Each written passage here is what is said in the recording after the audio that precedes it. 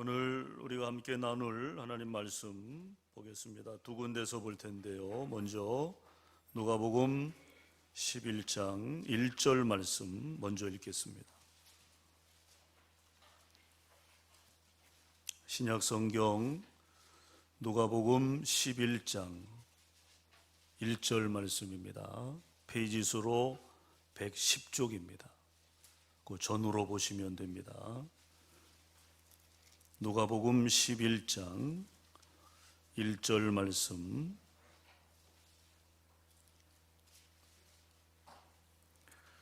우리 다 같이 읽겠습니다.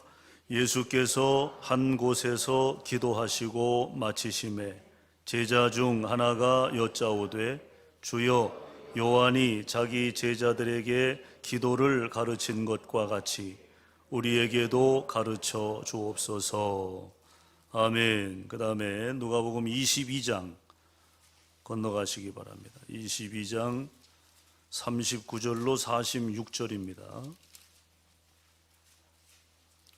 135쪽입니다. 누가복음 22장 39절로 46절까지 우리 다 같이 읽습니다.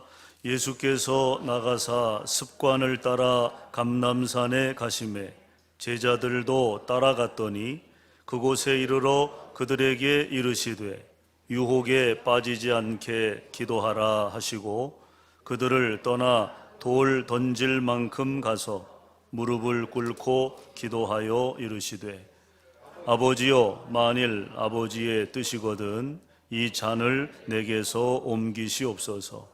그러나 내 원대로 마시옵고 아버지의 원대로 되기를 원하나이다 하시니 천사가 하늘로부터 예수께 나타나 힘을 더하더라.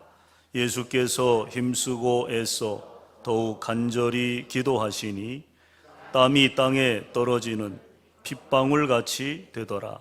기도 후에 일어나 제자들에게 가서 슬픔으로 인하여 잠든 것을 보시고 이르시되 어찌하여 자느냐 시험에 들지 않게 일어나 기도하라 하시니라. 아멘.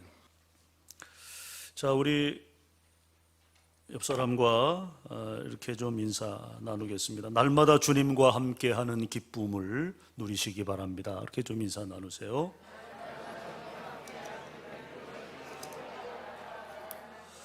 네, 요즘 그런 생각이 들어요. 우리가 잘 먹고 잘 자고 잘 믿는 게 이게 복 중의 복이다. 그런 생각이 요즘 부쩍 듭니다. 잘 먹는 게 참 중요하고요. 잘 먹는다는 의미는 뭐예요? 소화도 잘 되는 거죠. 잘 먹고 소화 잘 되고 또 잠 잘 자고 이게 잠을 잘 자는 게 이게 얼마나 큰 복인가 요즘 새삼새삼 느끼게 됩니다. 또 우리가 잘 믿는 것 얼마나 중요해요. 우리가 예수 잘 믿고 예수 잘 믿고 하나님 자녀로 사는 것 이보다 더 큰 복이 없다 하는 생각이 들어요. 우리 귀찮지만 한 번 좀 더 인사하실 때 잘 먹고 잘 자고 또 잘 믿으시기 바랍니다. 그렇게 좀 우리 좀 축복했으면 좋겠어요. 요 사람과 잘 먹고 잘 자고 잘 믿으시기 바랍니다. 할렐루야. 자, 여러분 지난 시간부터 우리가 그리스도인답게 예수님의 습관 배우기라는 주제를 가지고 시리즈 말씀을 시작을 했습니다. 지난주에 전한 말씀 여러분 혹시 기억나시는지 모르겠어요. 모든 일에 기본이 중요하다 말씀드렸어요. 기본. 그러면서 신앙의 기본은 뭐라고 그랬어요? 신앙의 기본은 예배에 있다 그래서 예배. 다 까먹으신 거 아니죠? 신앙의 기본은 예배에 있다. 예배.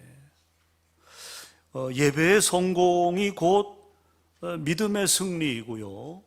또 인생의 궁극적 성공임을 우리가 예수님의 습관을 통해서 함께 말씀을 나누었습니다.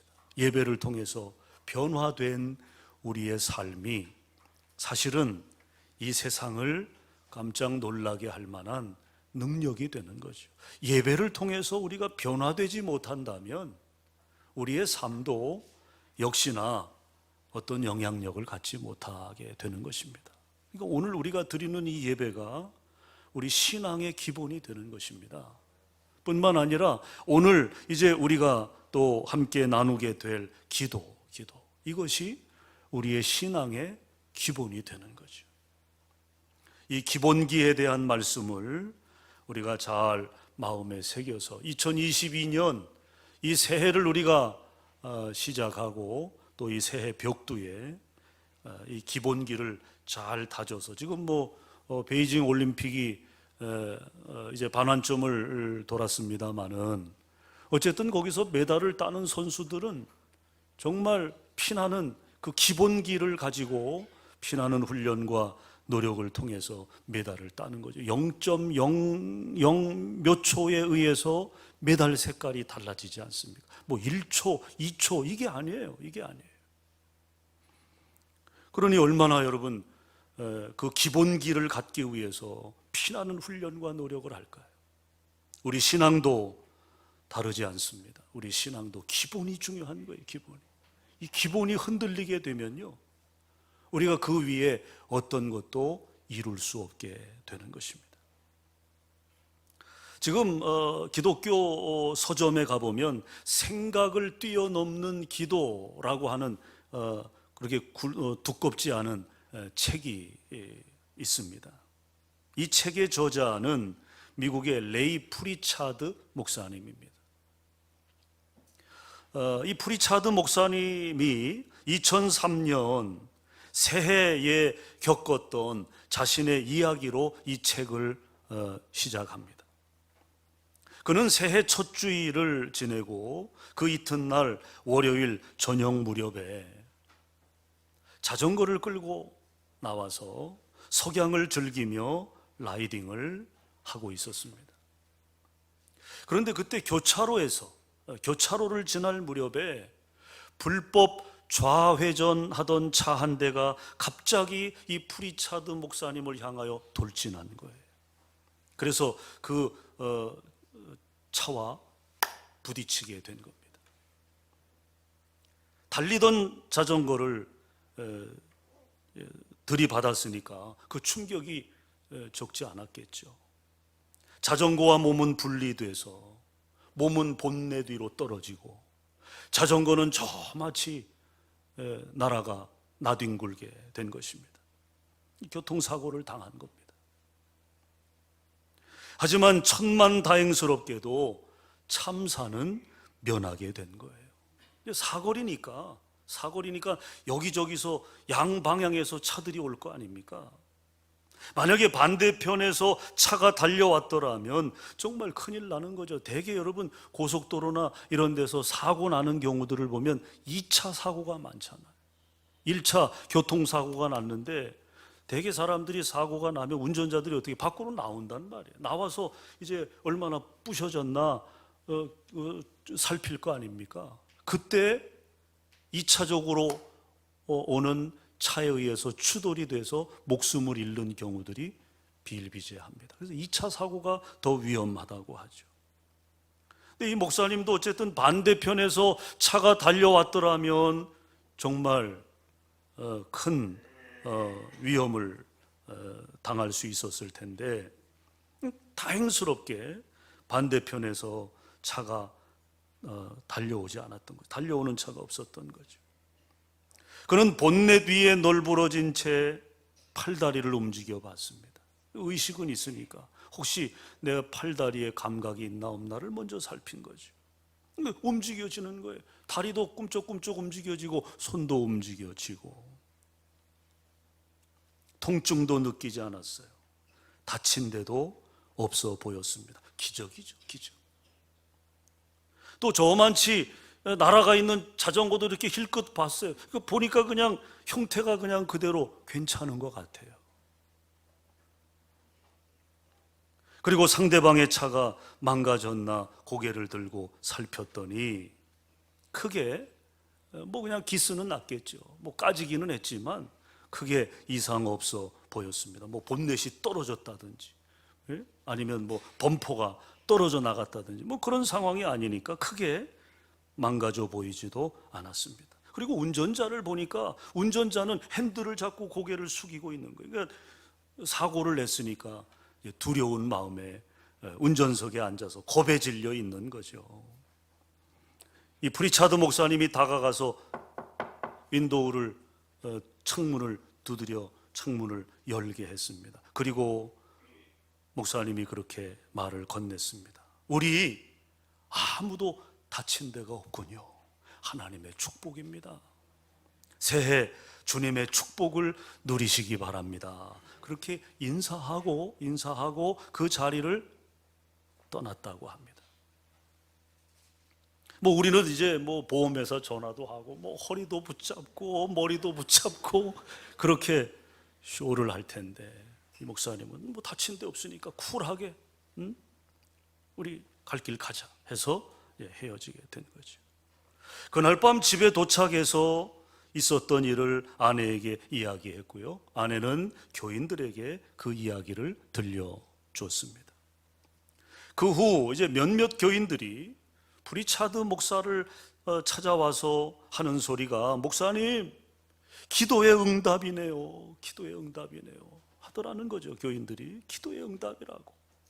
그래서 그게 무슨 뜻이냐 물었더니, 목사님께서 지난 주일 설교 끝에 목사를 위해 특별히 기도해 달라 그렇게 부탁하셨고, 우리가 아마 설교 끝부분에 뭐 어떤 이유에서인지는 몰라도 교인들에게 담임 목사를 위해서 설교를 기도를 부탁한 것이었죠. 그 기도 부탁을 이제 받고 많은 이들이 목사님을 위해 기도했다는 겁니다. 그러면서 하는 이야기가, 주님께서는 틀림없이 목사님께서 월요일에 그 사고를 당할 줄 아시고 그 전날 주일 우리에게 기도 부탁을 하신 것이 아닌가 생각됩니다. 교인들이 다 이구동성으로 그렇게 이야기를 하더라는 거죠. 그 말을 듣고 보니까 비로소 이 프리차드 목사는 자기에게 일어날 일, 하지만 자기 스스로는 알지 못한, 알 수 없는 그 일에 대해서 미리 기도 제목을 교인들에게 부탁하게 하신 것과, 그리고 교인들의 중보 기도를 통해 자신이 보호받은 사실을 깨닫게 되었다. 그 사실에 대해서 생각을 뛰어넘는 기도라고 하는 이 프리차드 목사가 쓴 그 책의 시작을 그 간증으로 하고 있는 것을 보게 됩니다. 우리가 올해 새로운 조직 하나를 만들었어요. 그게 뭐냐면 119 소방서가 아니고 119 중보기도대를 만들었어요. 119 중보기도대. 거기 대장이 누구예요? 거기 대장이 김영란 권사님. 이제 조만간에 우리 119 중보기도대가 모일 겁니다. 그리고 중보기도 요청할 수 있는 그 용지도 저 뒤에 이제 준비를 해 놓을 거예요.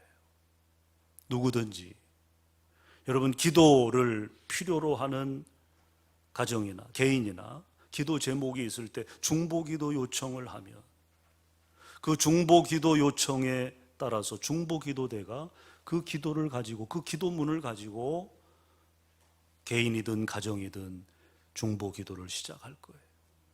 여러분, 그렇게 함으로 해서 우리 교회 안에 어떤 일들이 일어나게 될 것인가를 한번 여러분 지켜보시기 바랍니다.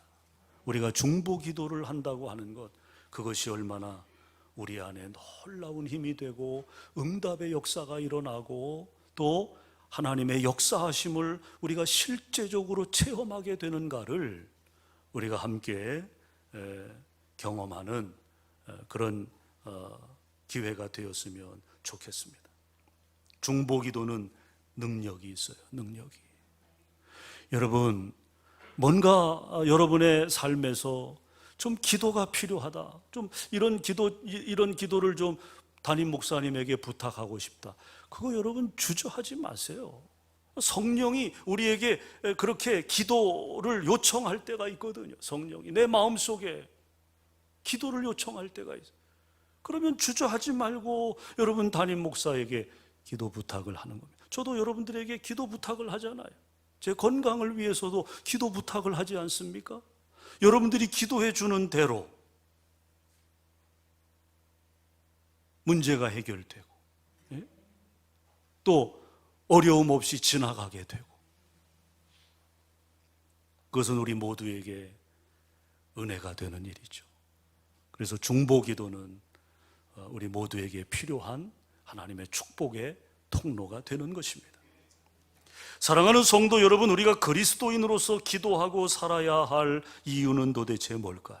이 물음에 답을 얻기 위해서는 먼저 우리에게 기도를 명령하시고 기도를 가르치신 예수님에게로 돌아갈 필요가 있다는 것입니다. 자, 여러분, 예수님에게 있어서 기도하신다는 의미는 무엇이었을까요? 예수님에게 기도란 어떤 의미를 가질까요? 먼저 예수님에게 기도란, 따라합시다, 일상의 습관이었다. 예수님에게 기도는요, 일상의 습관이었다는 것입니다. 여러분, 습관이 중요하죠. 왜 중요합니까? 습관은 인생의 운명을 좌우하기 때문에 그렇습니다. 대개 어떤 결과를 만들어내는 그 과정에서 중요한 역할을 하는 것이 있다면 저는 그것이 습관이라고 생각합니다. 우리가 일상에 어떤 습관, 어떤 루틴을 갖느냐, 그것이 너무너무 중요한 요인이 된다는 거죠.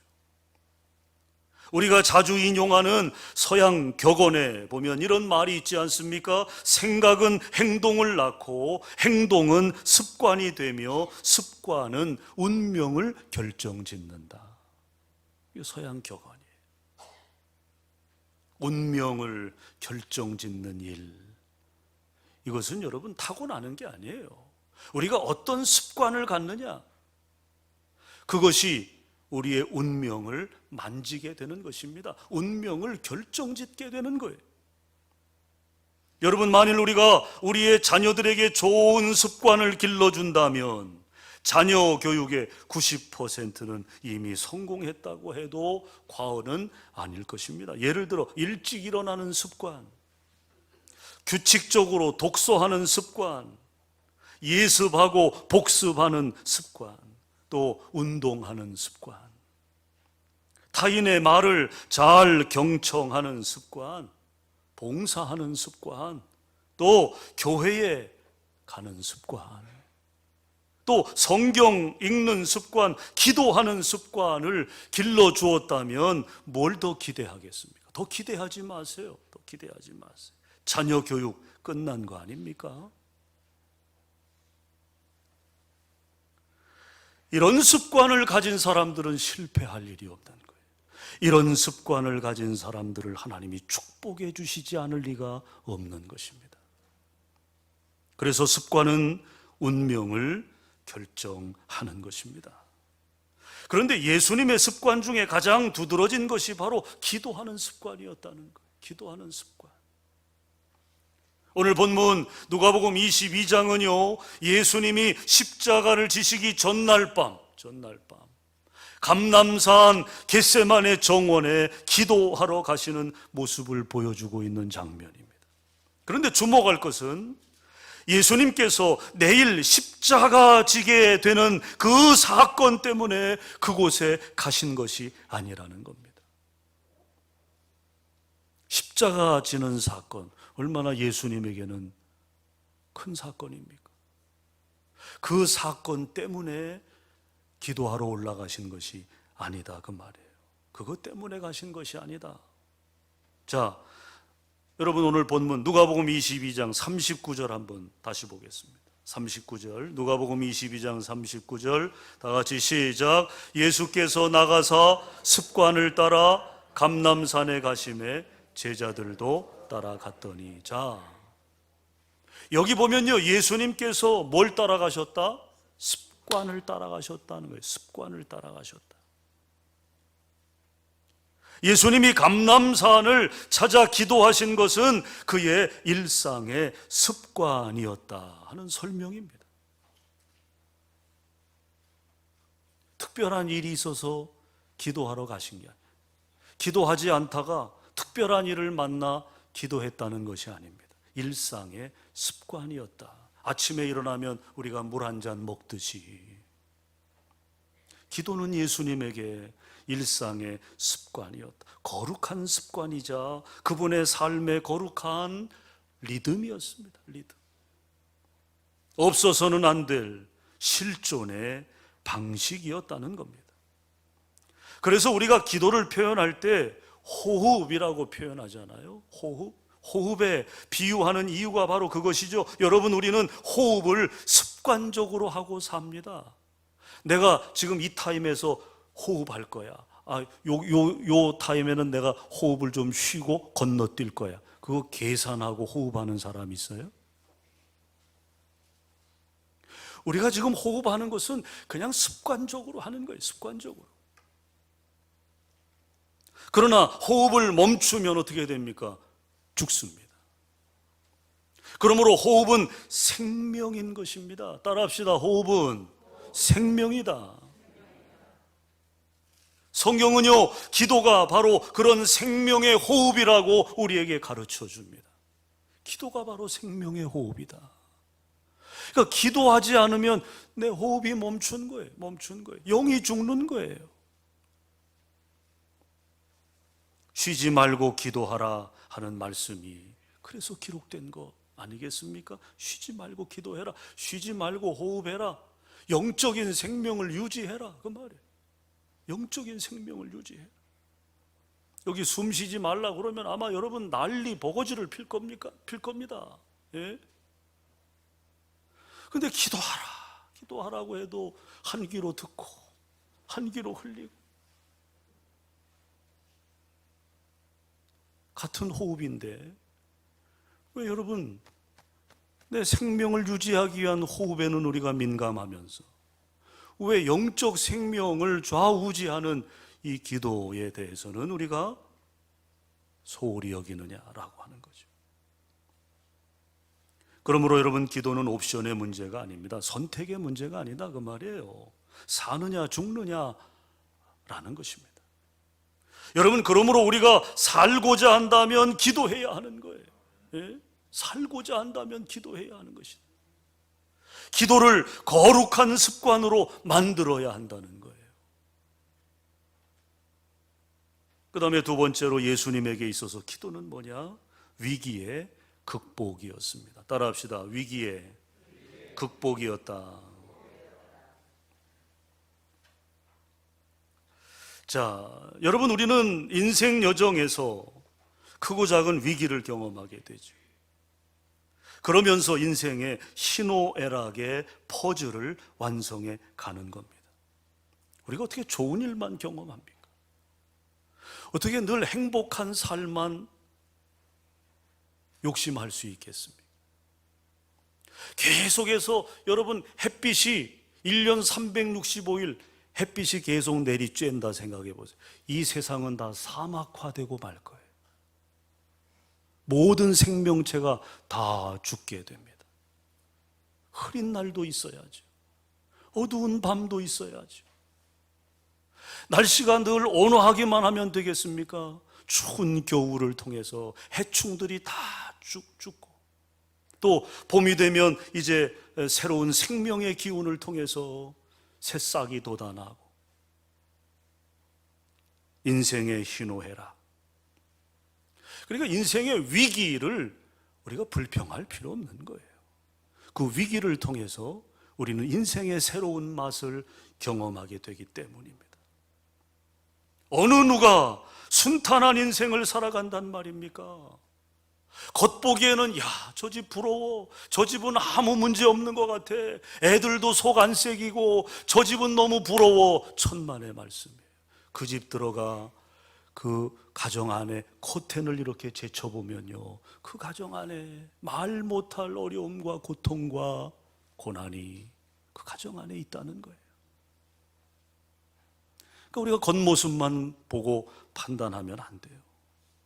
어느 누가 순탄한 인생을 살아간단 말입니까? 문제는 인생의 성공과 실패가 그 위기를 어떻게 넘어서느냐에 있다는 거예요. 인생에 성공한 사람들은 실패가 없었던 사람들이 아니에요. 오히려 말로 영언할 수 없는 엄청난 실패를 그들이 잘 이겨내서 성공이 된 거죠. 위기를 어떻게 넘어서느냐, 거기에 성공과 실패가 있다. 보통 믿음의 사람들은 위기를 만나게 되면 제일 먼저 어떤 생각을 합니까? 기도해야지. 이게 정상적인 믿음을 가진 사람들의 판단입니다. 어떤 어려움을, 위기를 만나게 되면요, 가장 먼저 드는 생각이 기도해야지. 하나님께 기도해야지. 사람 찾아서 사람을 통해 문제를 해결하려고 하는 게 아니라 정상적인 신앙을 가진 사람은요, 어려움을 당하면 기도를 먼저 생각해. 하나님이 기도하라고 하는 사인이구나. 왜냐하면 기록된 하나님의 말씀을 통해 우리가 배우고 깨닫게 되기 때문입니다. 여러분, 시편 50편 15절에 보면요, 환난 날에 나를 부르라. 내가 너를 건지리니 네가 나를 영화롭게 하리로다. 환난 날에 나를 부르라. 기도하라는 거예요. 어려움을 당하면 기도하라는 거예요. 내가 너를 건지겠다. 하나님께서 약속해 주셨거든요. 우리가 말씀을 배우는 거죠. 배워서 실천하는 거죠. 그러니까 어려움을, 위기를 만나게 되면 우리는 기도해야 한다는 생각을 하게 되는 거예요. 야고보서 5장 13절에도 보면 너희 중에 고난당하는 자가 있느냐? 그는 기도할 것이요. 고난당하는 자는 뭐 하라는 거예요? 기도하라는 거예요. 기도하라. 또 야고보서 5장 15절 16절에 보면 믿음의 기도는 병든 자를 구원하리니 주께서 그를 일으키시리라. 혹시 죄를 범하였을지라도 사하심을 받으리라. 그러므로 너희 죄를 서로 고백하며 병이 낫기를 위하여 서로 기도하라. 의인의 간구는 역사하는 힘이 크미니라. 할렐루야. 의인의 기도는 뭐가 크다? 역사하는 힘이 크다. 역사하는 힘이. 기도할 수 있는데 왜 걱정하십니까? 왜 걱정해요, 여러분? 왜 염려해요? 기도할 수 있는데, 기도하라 하시는데, 기도하면 하나님이 해결해 주신다 하시는데, 이렇게 여러분, 우리가 말씀을 통해서 배우는 거예요. 어려움을 당하면, 고난을 만나면 기도해야 하는구나. 하나님이 기도하라고 하시는구나. 그래서 기도하는 자는, 무릎 꿇는 자는 은혜를 입게 되는 것입니다. 간증거리가 생겨지게 되는 거예요. 그 믿음이 업그레이드 되게 되는 것입니다. 그 외에도 얼마나 많은 분량의 말씀을 통해 인생의 위기를 극복하는 최상의 솔루션, 최상의 해법이 하나님께 드리는 기도에 있음을 성경은 우리에게 가르쳐 줍니다. 예수님도 그것을 우리에게 가르쳐 주신 것이고요. 여러분, 물론 사람을 통해서 해결할 수 있는 위기들이 있죠. 인술, 의술을 통해 병 고침 받기도 하고요, 인간의 방법을 통해 해결할 수 있는 일들도 있습니다. 그러나 인간의 수단과 방법으로 불가한 일들이 더 많잖아요. 여러분, 더 많잖아요. 여러분, 이도 저도 안 되는 어려움, 위기들은 어떻게 할 겁니까? 어떻게? 바로 그 해답이 살아계신 하나님께 매달리는 기도에 있는 줄로 믿습니다. 우리는 이런 모범을 예수님의 생애에서도 볼 수가 있어요. 그분에게 십자가 죽음의 사건은 그분의 생애에서 위기 중의 위기였습니다. 예수님의 인생을 통틀어 가장 큰 위기를 꼽으라면 십자가의 죽음이죠. 십자가의 죽음. 그래서 예수님은 이 위기 앞에 무엇으로 어떻게 대처하셨어요? 바로 기도였습니다. 기도. 분명한 것은 예수님에게 감람산 겟세마네 동산은 언제나 습관적으로 찾던 기도의 장소였다는 겁니다. 그래서 그 밤도 여느 밤과 다름없이 그 장소로 기도하기 위해 오셨던 거죠. 그러나 그날 밤 예수님의 기도는 다른 날과 달랐다는 것입니다. 오늘 본문 누가복음 22장 44절 한번 볼까요? 예수께서 힘쓰고 애써 더욱 간절히 기도하시니 다 같이 땀이 땅에 떨어지는 핏방울 같이 되더라. 평소에는 그렇게 기도하시진 않으셨겠죠. 근데 이날은 예수님이 습관을 따라 겟세마네 동산에 올라오셔서 그 기도의 자리에서 기도하시는데, 그날은 예수님이 얼마나 열정적으로 기도하셨던지, 간절히 기도하셨던지 몸에서 떨어지는 땀방울 속에 피가 섞여 있을 정도로, 여러분, 우리가 어떤 일에 막 힘쓰게 되면 혈관이 터집니다. 혈관이 터지도록 있는 힘을 다해 어떤 일을 해보신 적이 있습니까? 정말 우리가 온 힘을 다 쓰게 되면요, 혈관이 터져요. 혈관이 터집니다. 그리고 땀샘을 통해서 나오는 땀 속에 피가 섞이게 되는 거예요. 그날 예수님의 기도가 그러했다는 것입니다. 여기 예수님의 기도하는 모습을 묘사하기 위해 누가는 누굽니까? 누가는 의사입니다. 의수를 공부한 사람 아닙니까? 이 의사 누가가 동원한 수식어들을 우리가 주목해 보면요, 힘쓰고 애써 더욱 간절히 땀이 핏방울 같이, 이런 표현들, 이런 수식어를 누가는 사용하고 있습니다. 이처럼 비상한 상황에는 비상한 기도를 필요로 한다 하는 그런 의미의 말이죠. 비상한 상황에는 비상한 기도를 하나님 앞에 드려야 한다고. 지금 내 생명이 경각에 달렸는데 주여, 주여 이렇게 하겠어요? 지금 내가 사느냐 죽느냐 하는 문제, 그때는 정말 목이 터져라 부르는 거죠. 물에 빠진 사람이 살려달라고 허우적거리면서 발버둥 치듯이, 이날 예수님의 기도는 바로 그런 비상한 기도였다. 여러분, 저는 우리가 침묵이 필요할 때는 침묵으로 기도해야 하지만 통곡이 필요할 때는 통곡하며 기도할 줄 아는 성도들이 되었으면 좋겠어요. 예? 또 기뻐할 때는 기뻐할 줄 알아야 하지만, 여러분, 울어야 할 때는 울 줄 알아야 하지 않겠어요? 혹 오늘 여러분의 상황이 여러분에게 눈물을 요구한다면 우십시오. 울며 부르짖어 기도하시기 바랍니다. 누가복음 7장 11절 이하에 보면요, 아들을 잃고 슬퍼하는 한 어머니의 애절한 눈물에 이끌리신 예수님께서 다가와 그 아들 잃은 어미의 그 슬픔 가운데 주님께서 그 울고 있는 그 어미의 그 슬픔을 주님께서 울지 마라 위로하시고 그 죽은 아들을 살려주신 사건이 기록되어져 있습니다.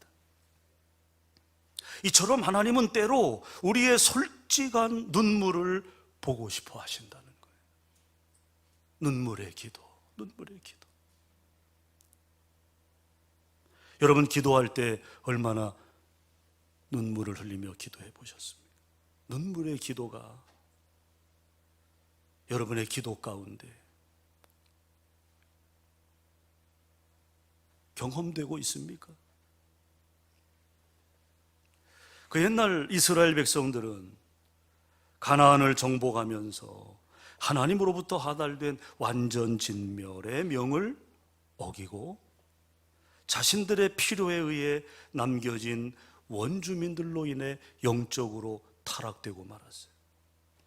그로 인한 하나님의 징계는 혹독했습니다. 혹독했습니다. 영적 방어선이 무너진 이스라엘은 외세의 침략으로 인해 엄청난 고통을 겪어야 했습니다. 결국에 여러분 그 끝에서 그들은 나라를 잃잖아요. 나라를. 북이스라엘은 아수르에 의해서, 남유다는 바벨론에 의해서 그들의 영적 타락, 결국에는 그것이 하나님의 명을 어긴 그것으로부터 결과된 것 아닙니까? 그런 이스라엘을 하나님은 혹독하게 다루셨습니다. 여러분, 하나님인들 마음이 편하셨을까? 우리가 아이들 잘못하면 매를 댈 때가 있잖아요. 그 매를 대고 나서 돌아서서 부모의 마음은 찢어지는 거죠. 찢어지는 거죠. 하나님의 마음인들 편하셨을까? 그래서 채찍을 드신 하나님은 그의 선지자들을 통해 이스라엘 민족을 러브콜 하신 거예요. 러브콜. 당근을 주신 겁니다. 당근을. 우리도 호되게 야단을 치고 나서 마음이 안 좋으니까 은근슬쩍 뭐 해요? 뭐 필요한 거 없어? 그렇게 당근을 주잖아요. 뭐 저희만 그렇습니까? 뭐 여러분들 집들은 뭐 안 그렇습니까? 호되게 야단을 치고 나서는 마음이 안 좋으니까 그걸 달래주기 위해서, 풀어주기 위해서, 그게 부모의 마음이니까. 하나님도 마찬가지. 이스라엘 민족이 어쨌든 그들이 영적 타락으로 인해 하나님의 징계를 받음으로 인해서 그 고통을 풀어주기 위해 하나님은 선지자들을 통해 러브콜 하셨어요. 자, 우리 말씀 한 군데 좀 찾아보겠습니다. 요엘서입니다. 요엘서. 구약성경 요엘 2장을 한번 좀 찾아보세요. 페이지 수로는 1271쪽입니다. 구약성경 1271쪽 요엘 2장 12절 13절 좀 우리 한번 보겠습니다.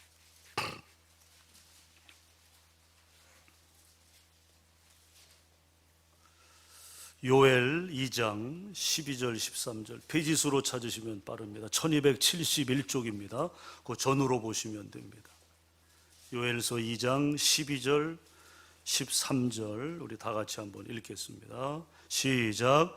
여호와의 말씀에 너희는 이제라도 금식하고 울며 애통하고 마음을 다하여 내게로 돌아오라 하셨나니 너희는 옷을 찢지 말고 마음을 찢고 너희 하나님 여호와께로 돌아올지어다.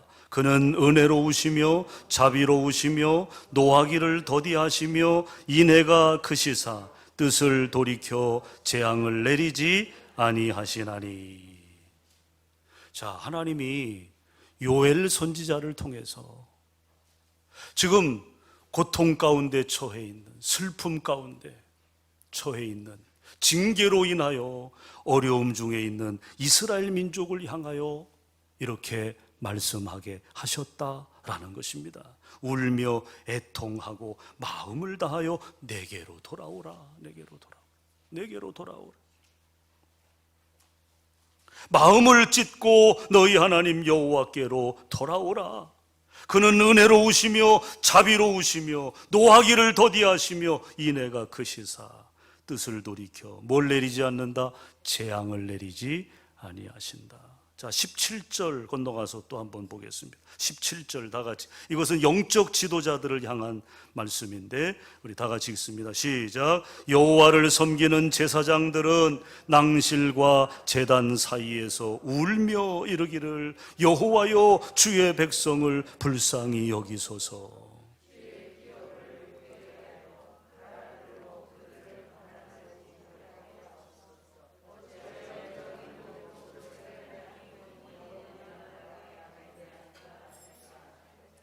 아멘. 자, 여기 영적 지도자, 제사장들을 향하여 뭐 하라는 거예요? 백성을 위하여 울라는 거죠.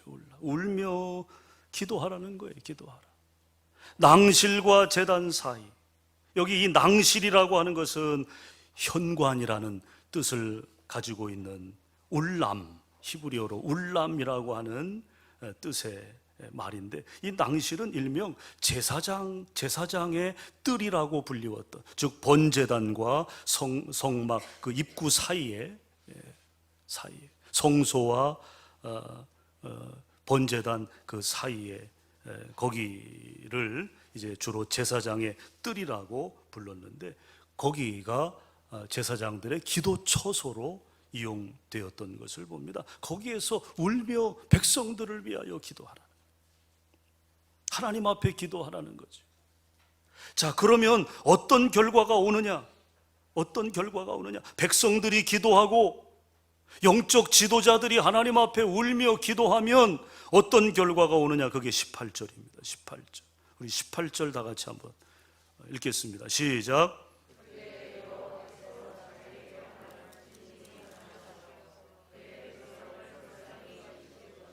네. 자, 여기 보면 그의 백성을 불쌍히 여기신다. 그리고 19절 이어지는 말씀에 보면요, 생활의 축복을 주시고 또 모든 외압을 물리쳐 주신다, 그렇게 말씀하고 있어요.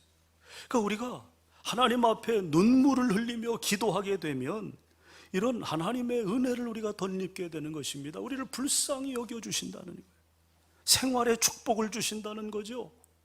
우리를 위협하는 어떤 세력들도 가까이 오지 못하도록 막아주신다는 것입니다. 이것이 바로 눈물의 기도가 갖는 기적의 역사라는 거예요. 여러분, 하나님은 눈물에 약하시다는 거예요. 우리가 눈물에 약한 사람들이 있잖아요. 하나님도 눈물에 약하세요. 눈물의 기도는 속히 응답해 주신다는 거예요. 그렇습니다. 하나님은 우리의 통곡을 들으시고 우리의 눈물을 보시는 하나님이십니다. 우리 주님이 이런 비상한 기도에 모범을 보여주셨고요, 또 우리 믿음의 선배들이 인생의 비상 상황에서 기도로 위기를 극복하는 모범을 보여주셨다면 우리도 당연히 이런 기도를 배워야 하지 않겠습니까? 그러므로 예수님의 습관인 기도함, 그 자체가 그리스도인 된 우리에게는 최상의 위기 극복을 위한 해법임을 믿으시고 습관화하셔서 2022년 새해 삶의 여정에 어떤 위기, 어떤 어려움을 만난다 할지라도 넉넉히 이겨낼 수 있는, 할렐루야, 기도의 승리자들이 다 되시기를 주님의 이름으로 간절히 축원합니다. 축원합니다. 기도하겠습니다. 우리 이 시간 한 1분 동안만 소리내서 기도하기를 원합니다. 오늘 우리가 배운 대로 주님은 우리에게 기도의 습관을 보여주셨어요. 때로는 우리가 힘들고 어려운 일을 만날 때 하나님께서 기도하라고 우리를 기도의 자리로 이끄시기 위한 하나님의 포석인 경우들을 보게 됩니다. 여러분, 혹 여러분 안에 어떤 기도의 제목이 있습니까? 어떤 어려움이 있습니까? 어떤 답답함이 있습니까? 이 시간 우리가 하나님 앞에 토하며 기도했으면 좋겠습니다. 우리의 기도를 들으시는 하나님, 눈물의 기도에 역사하시는 하나님이 응답하실 줄로 믿습니다. 우리 이 시간 기도의 사람이 되기 위하여 우리 1분간 간절한 마음으로 기도하겠습니다. 다 같이 기도합니다. 살아계신 하나님, 하나님의 은혜를 감사합니다. 아버지여, 예수님의 습관 우리가 배우기 원합니다. 오늘 기도의 습관을 우리가 배우게 하여 주시옵소서.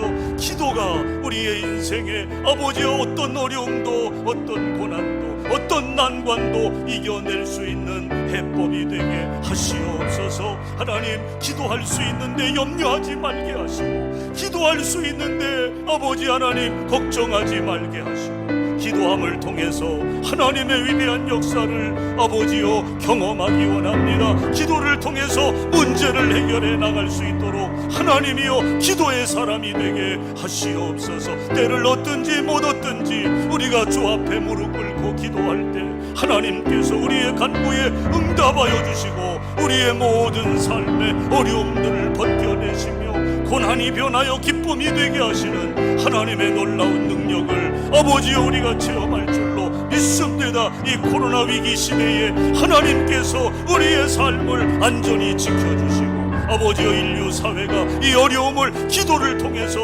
하나님 앞에 울며 눈물로 기도함을 통해서 아버지 하나님, 인류 사회 다시금 회복의 역사가 일어나게 하시옵소서. 하나님 붙들어 주시고 인도해 주시옵소서. 역사하여 주시옵소서.